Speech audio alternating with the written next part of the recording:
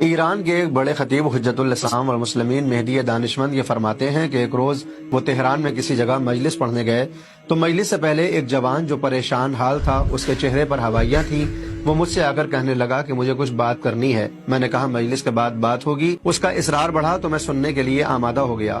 اس نے بڑے برے حال میں بتایا کہ ابھی صبح میں نے خواب دیکھا کہ جیسے کسی نے دروازے پر گھنٹی بجائی ہو۔ میں نے انٹرکام کی اسکرین پر دیکھا تو کوئی عرب سید جوان میرے دروازے پر تھا۔ میں نے پوچھا کون اور تمہیں کس سے کام ہے؟ اس نے میرا نام لیا اور بیان کیا کہ میں مہدی فاطمہ یعنی تمہارے زمانے کا امام ہوں اور تمہارے گھر میں آنا چاہتا ہوں۔ جیسے ہی میں نے یہ سنا کہ زمانے کا امام میرے دروازے پر ہے اور وہ میرے گھر میں آنا چاہتا ہے، میں نے کہا مولا 2 منٹ رک جائیے، اس لیے کہ مجھے معلوم تھا کہ میرے گھر میں بہت سی ایسی چیزیں ہیں جن کو دیکھ کر امام کو خوشی نہیں ہوگی بلکہ شاید ناراض ہوں گے۔ جلدی میں نے تمام ایسے اسباب جو غیر مناسب تھے ان کو اسٹور روم میں بھرا۔ اس کام کو کرتے ہوئے 2 منٹ گزر چکے تھے۔ میں دروازے پر آیا تو میں نے دیکھا